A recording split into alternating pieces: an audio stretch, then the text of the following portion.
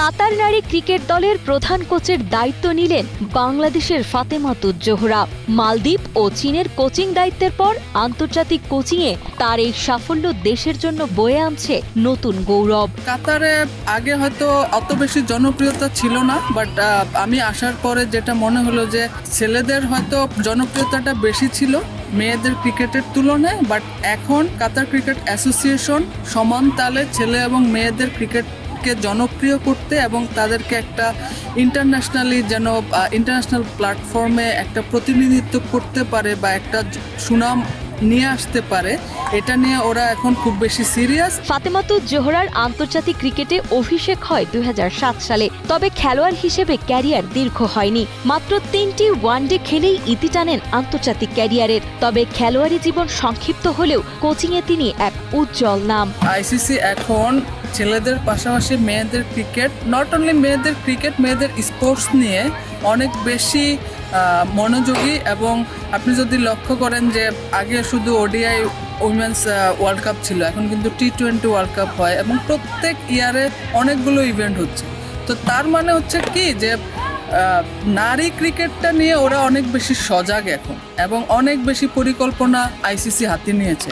এবং এইটার থ্রুতে আমি বলতে পারি যে কাতার নারী দলের ভবিষ্যৎ খুব ভালো, বিকজ এখানে কালচারাল ডাইভার্সিটি আছে, বিভিন্ন সিটিজেন এখানে খেলে, শ্রীলঙ্কান, পাকিস্তান, ইন্ডিয়ান। অস্ট্রেলিয়া, মালদ্বীপ ও চীনের ক্রিকেট দলের দায়িত্ব পালনের পর এখন কাতার নারী ক্রিকেট দলের খেলোয়াড়দের দক্ষতা বৃদ্ধিতে কাজ করছেন বাংলাদেশি এই কোচ। পুরা ওয়ার্ল্ড ওয়াইড যদি আপনি মেয়েদের ক্রিকেট স্পেসিফিক্যালি দেখেন যে মেয়ে কোচের সংখ্যাটা খুব কম, খুবই আনরেয়ার। সেই ক্ষেত্রে বাংলাদেশ থেকে একমাত্র আমি যখন প্রথম অস্ট্রেলিয়াতে কোচিংয়ে যাই, ওরা খুব অবাক এবং খুব অ্যাপ্রিসিয়েট করছে আমাকে যে আমরা তো বাংলাদেশ থেকে মেন্স কোচ বা মেল কোচই পাই না, তো তুমি এখানে আসছো। এবং আমি ওখানে লেভেল 2 কোচিং কোর্স করেছি ওদের আন্ডারে। তারা খুবই হ্যাপি।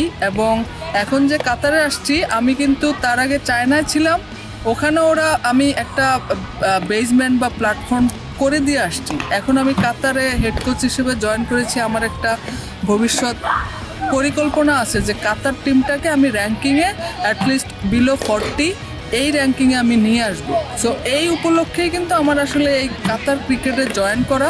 এবং কাতার, যেহেতু আমি বললাম যে ওরা এখন ক্রিকেটটা নিয়ে এত বেশি সিরিয়াস এবং ওদের একটা ভিশন এবং মিশন আছে, সো ওইটা আসলে ফুলফিল করার জন্যই আমার এখানে আসা। But in the meantime যে এটা একটা বড় চ্যালেঞ্জ, এরকম একটা অ্যাসোসিয়েট কান্ট্রির নারী দলকে একটা শেপে আনা বা তাদের জন্য একটা রেজাল্ট নিয়ে আসা, it's not a easy job, but that is challenge. I love to take challenge, so that's why I am here.